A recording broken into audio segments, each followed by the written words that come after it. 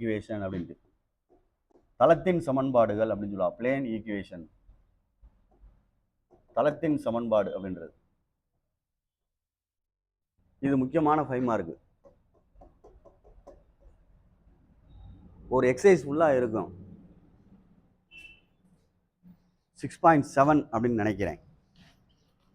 6.7 அப்படின்னு நினைக்கிறேன். 6.7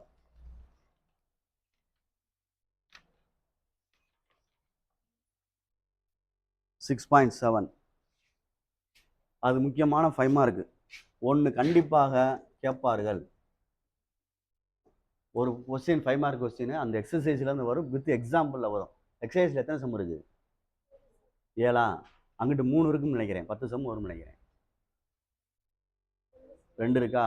9 சம்மில் ஒரு சம் கேட்பாங்க கண்டிப்பாக. அதே மாதிரி பாயிண்ட் ஆஃப் இன்டர்செக்ஷன் ஒன்று வரும். Point of intersection. டேய், இது பிளேன்னா தளத்தின் சமன்பாடுகள். தமிழில் தளத்தின் சமன்பாடு. எக்ஸசைஸ் 6.7 உள்ளது. அதோட வித் எக்ஸாம்பிள்.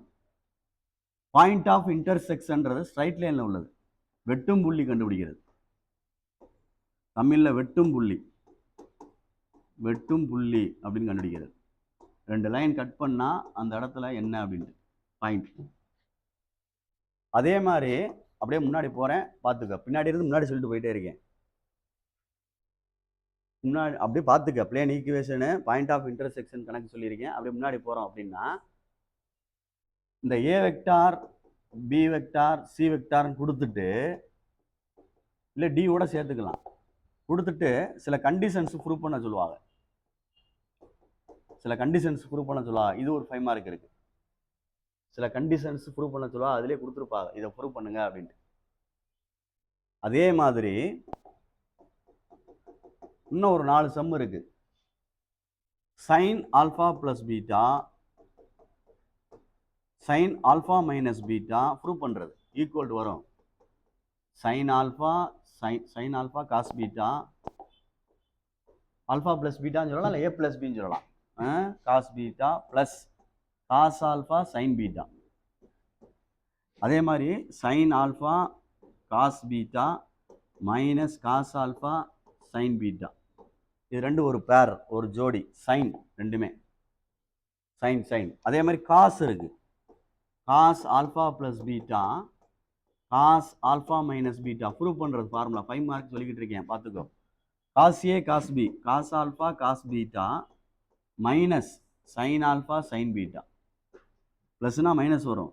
அதே மாதிரி காஸ் ஆல்ஃபா காஸ் பீட்டா கொஸ்டினில் கொடுத்துருப்பாங்க, plus sine alpha sine beta. இது 4ல் 1 கேட்பாங்க அந்த மாதிரி. இது முக்கியமானது. அதுக்கு அடுத்து altitude of a triangle are கான்கரண்ட்னு ஒன்று இருக்கு. Altitude of a triangle are concurrent அப்படின்ட்டு ஒரு எக்ஸாம்பிள் இருக்கும். முக்கோணத்தின் குத்துக்கோடுகள் ஒரு புள்ளி வழி செல்லும் அப்படின்னு சொல்லுவாங்க. Altitude of a triangle are concurrent அப்படின்னு சொல்லுவாங்க. எக்ஸாம்பிளில் முன்னாடி வரும், முன்னாடி வரும். ஃபர்ஸ்ட் எக்ஸசைஸில் முன்னாடி ஓடியாரு. முக்கோணத்தின் குத்துக்கோடுகள் ஒரு புள்ளி வழி செல்லும் அப்படின்னு சொல்லுவாங்க. Altitudes of a triangle are concurrent அப்படின்ட்டு 11th படிச்சு medians of the triangle are concurrent படிச்சீங்க. இது வந்து ஆல்டிடியூடு. இது ஒன்று என்னப்பா 10thலையா?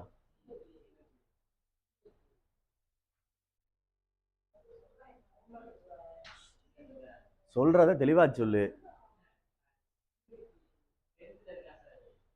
சீபெக் விதின்றது பிசிக்ஸ்ல உள்ளது.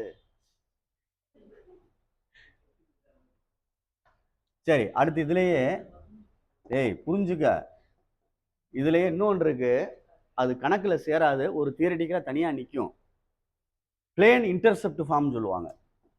பிளேனோட சேர்ந்தது பிளேன் இன்டர்செப்ட் ஃபார்ம் சொல்லி கொடுப்பாங்க சார், பார்த்துக்குங்க. Intercept form. வெட்டுத்துண்டு வடிவில் தளத்தின் சமன்பாடு அப்படின்னு தமிழ்ல சொல்லுவாங்க. வெட்டுத்துண்டு வடிவில் தளத்தின் சமன்பாடு. இந்த மாதிரி படம் போட்டு செய்யறது. இதுவும் 5 மார்க் தான். ஆனா அது வந்து புக்கில் கொஸ்டின்ல இருக்காது, தனியா ஒரு தியரிட்டிக்கலா இருக்கும். தனியா தியரிட்டிக்கலா இருக்கும். சொல்லி கொடுப்பாங்க, ஆனால் கேட்பாங்க.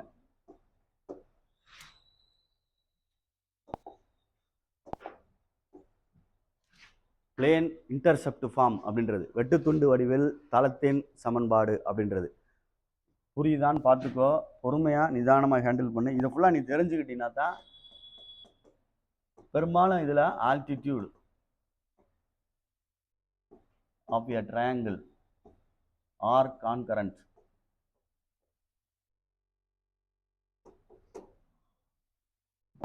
புரியுதான்னு பார்த்துக்கோ. இதை ஃபுல்லாக நீ உட்காந்து தரவா நீங்கள் போட்டுக்கிறோம்டா தம்பிகளா, எல்லாருமே போட்டு பழகணும்.